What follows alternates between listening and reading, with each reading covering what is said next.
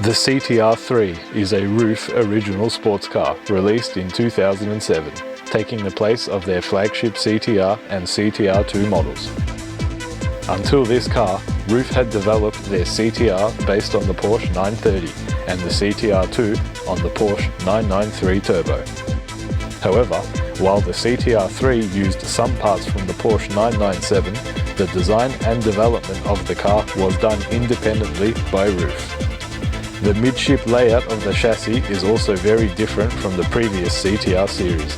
Mounted in the rear of the space frame together with a newly designed, horizontally mounted 6-speed sequential transmission, the engine is also not just a tuned 3.8 litre 911 engine, but a newly designed 3.8 litre intercooled twin-turbo flat 6, producing 690 brake horsepower and 889 Newton meters of torque.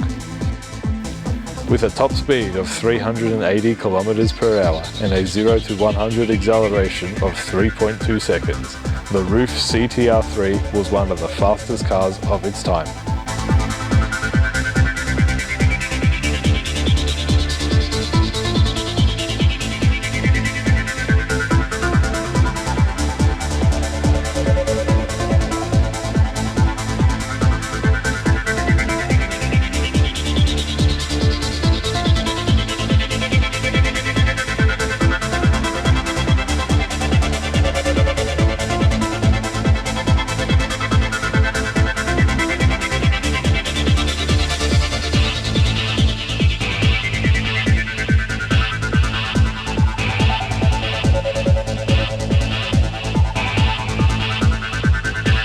So just to recap, the 2007 RUF CTR3 from Germany has a 3.8 litre flat 6 twin turbo engine producing 690 brake horsepower and 889 Newton meters of torque. The car itself weighs in at 1400 kilograms and is rear wheel drive with a mid-engine layout. With these supercar looks and specs, let's take it for a spin. Okay, so we're sitting in the RUF CTR3, and the first thing I notice is, look how big that rev counter is. It's massive. Sitting right in front of you, center of the driver, in full view, 7,500 RPM rev line. It's very nice. You got two other clusters either side of it, and it's very inspired by a Porsche design, obviously being a RUF. Most RUFs being designed to look like Porsches that their chassis are borrowed or derived from. But this car is all original. It's a RUF original car, and it's got a sequential gearbox. It goes all the way to 6-speed gearbox here. And we've got the handbrake on at the moment, so we don't reverse into the grass that's behind us there. There's nice leather on the seats. The seats are obviously very racing inspired, but the leather's a nice touch. It's all along the center console here as well, and on the center console here on the dash as well, we've got our rear view camera, because we don't have a rear view mirror because a mid-engine car and the engine's in the way. So there isn't even a small window there for us to have a look. So we've got to rely on the camera there, but it works well. So the steering wheel is also very simple design. We've only got the horn button here, which I like. I personally like that. I don't like steering wheels that have too many buttons on there, especially when you've got features like changing music and volume and, I don't know, just Bluetooth and answering calls and all that sort of stuff. Just get it out of the way. I like a nice simple design. And speaking of the engine, how does it sound? Oh yeah, very nice. It's got almost 700 horsepower under our right foot and almost 900 Newton meters of torque. In a 1400 kilo car, it's plenty of power. So we've got a little bit of traction control on, because I took the car for a spin before, and yeah, it's very brutal. So we'll go for another lap or two. See what this car's about. This car's all about speed, obviously.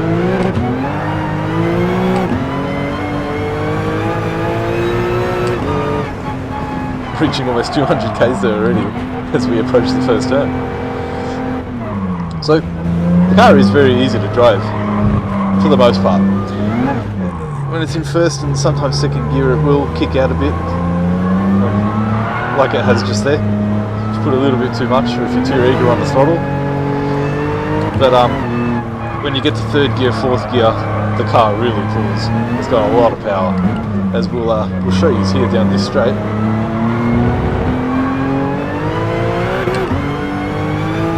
Oh, this is 200 k's already. 220, 230, 240, oh, almost 250 k's down the back straight. Brake, brake, brake.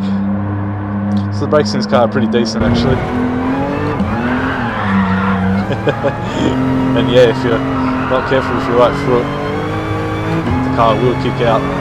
Despite being mid-engined, it's pretty stable on corner entry.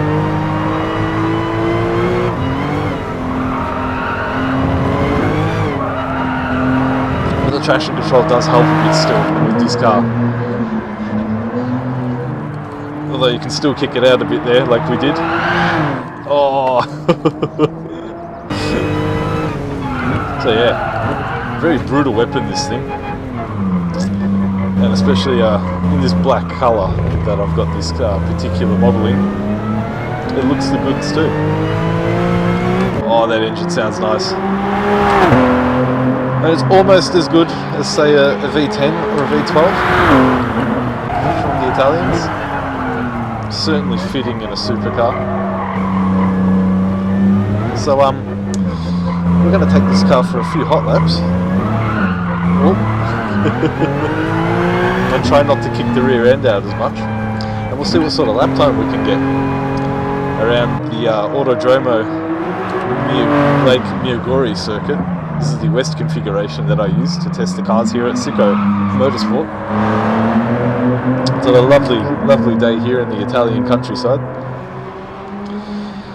So yeah, we're going to do 10 laps around this track, and we'll see what the fastest time we can come up with is.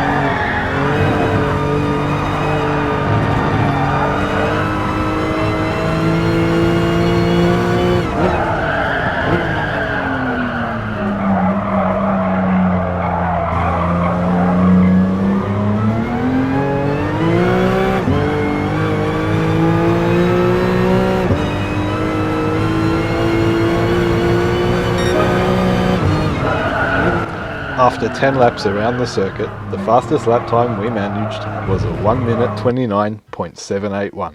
As this is the first car we have tested, it's the only lap time on the leaderboard at the moment.